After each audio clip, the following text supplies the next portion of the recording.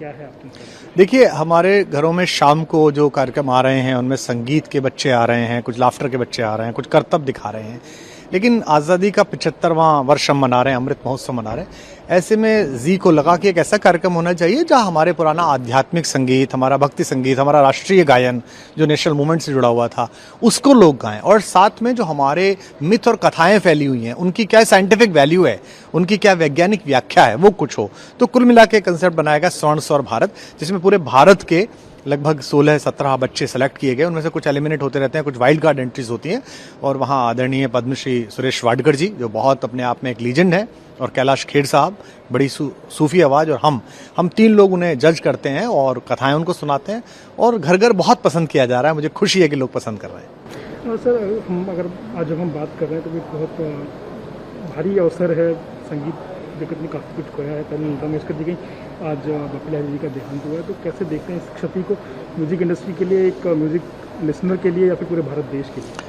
अभी हम लता दीदी के आघात से अभी उभरे नहीं थे, उस शोक में ही पूरा देश है, अभी तक भी उसकी लहर महसूस कर सकते हैं हम। ऐसे में बप्पी दा का जाना, और वो भी उनकी कोई आयु ऐसी नहीं थी, स्वास्थ्य उनका निश्चित रूप से 1.5 वर्ष से बहुत खराब था, बहुत ही दुखद है। बप्पी दा अपने आप में एक बड़े प्रतिभाशाली और बड़े प्रयोगधर्मी संगीतकार रहे हैं। जाते जाते भी उन्होंने, आप देखिएगा कि उलाला जैसा एक नंबर दिया जो हर जगह गाया जाता था, अब भी गाया जा रहा है। एक बेबाक प्रयोग करना, जहां उन्होंने सॉफ्ट गाने भी बनाए, बहुत ही तुम्हारा प्यार चाहिए जैसे, वैसे गाने भी उन्होंने तैयार किए। लेकिन एक ज़माने में तो 2 दशक तक भारत में कोई शादी, कोई शुभ अवसर, कोई उत्सव होता ही नहीं था बप्पी दा के गाने के बिना।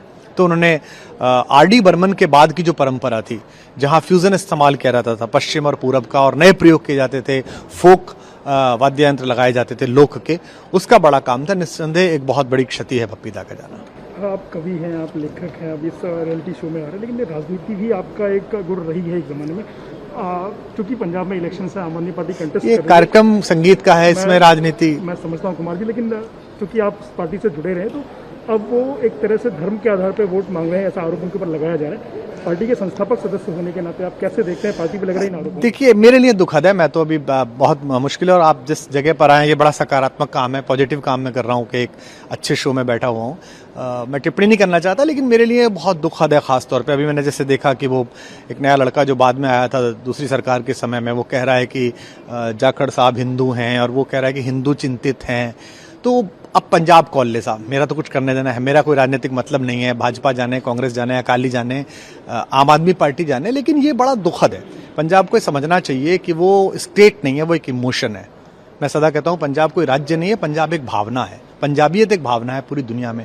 ऐसे में एक ऐसा आदमी जिसने एक समय में मुझे ये तक कहा था, जब मैंने उसको कहा कि ये जो फ्रिंज एलिमेंट हैं, जो अलगाववादी संगठन है, जो खालिस्तानी मूवमेंट से जुड़े हुए लोग हैं, इनका साथ मत ले पिछले चुनाव में, और उसने कहा था कि नहीं हो जाएगा, चिंता मत कर। और कैसे चीफ मिनिस्टर बनेगा, तो उसने उसका फार्मूला भी बताया था कि ऐसे ऐसे भगवंत को और फुल्का जी को लड़वा दूंगा और मैं पहुंच जाऊंगा। और आज भी वो उसी पथ पे है, मानो मत मानो, और नहीं भी है तो वो पपेट बिठा लेगा, कोई कुछ कर लेगा वो कुछ काम। तो ऐसे में उसने मुझे इतनी भयानक बातें बोली, जो कि सबको पता है, पंजाब में सबको पता है, कि एक दिन तो मुझसे कहता है कि तू चिंता मत कर, या तो मैं एक स्वतंत्र सूबे का मुख्यमंत्री बनूंगा। और मैंने कहा ये अलगाववाद, 2020 का रेफरेंडम आ रहा है, पूरी दुनिया फंडिंग कर रही है ISI से लेके और बाकी अलगाववादी ग्रुप।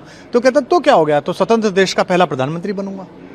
मतलब जिस आदमी के थॉट में इतनी ज्यादा अलगाववाद को लेके वो हो कि किसी भी कीमत पे बस मुझे सरकार मिले, सत्ता मिले। मुझे दुख ये होता है कि हम चले कहाँ से थे। जिस मुंबई में मैं शूट कर रहा हूँ, आपको याद होगा, अन्ना आंदोलन अकेली चीज थी जिसमें 100 साल में पहली बार डिब्बे वालों ने हड़ताल की थी, भोजन लोगों ने छोड़ दिया था। आज वो इस जगह पे बात आ गई है कि हिंदू की वोट और मुसलमान की वोट, और वो सिर्फ इसलिए कर रहा है, उसको पता है कि इस तरह से बेवकूफ बना के मैं ऐसा कर सकता हूं।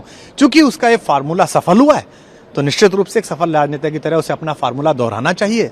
अब जनता ही ऐसी है, तो इसमें मैं क्या कर सकता हूँ, इसमें कोई भी क्या कर सकता है। भाजपा और कांग्रेस के विकल्प के रूप में राजनीति शुरू की थी, ऐसा उन्होंने दावा भी किया था और कहा भी जाता था, लेकिन भ्रष्टाचार के खिलाफ वो बात करते थे उनकी पार्टी के लोग। देखिए, मैंने आपसे फिर कहा कि मैं एक अच्छे शो में हूँ, मैं राजनीति की बात नहीं करना चाहता, और मतलब आप जबरदस्ती मुझसे ले रहे हैं। लेकिन मेरा दुख, मुझसे लोग पूछते भी आम आदमी पार्टी पे क्यों बोलते हैं, क्यों बोल रहे हैं। भाई, भाजपा कांग्रेस से मैं इसलिए नहीं बोल रहा कि मैंने नहीं बनाई भाजपा, एओ ह्यूम ने बनाई थी कांग्रेस, है ना। दीनदयाल जी और श्यामा प्रसाद मुखर्जी जैसे लोगों के कारण आज भारतीय जनता पार्टी वहां पर है। ये तो मैंने बनाया था ना, इसमें तो हम तपे थे ना, मेरे घर पर बनी थी ना, मेरे घर पर ही मीटिंग हुई थी सारी। सो मुझे दुख होता है कि चले कहाँ से थे और पहुंचे कहाँ हैं।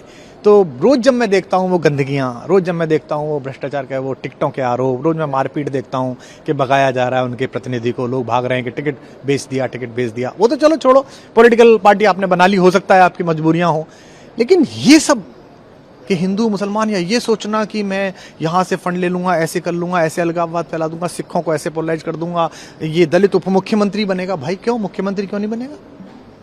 अभी कह रहे थे दलित उप मुख्यमंत्री बनाऊंगा, क्यों? दलित इतने वो हैं?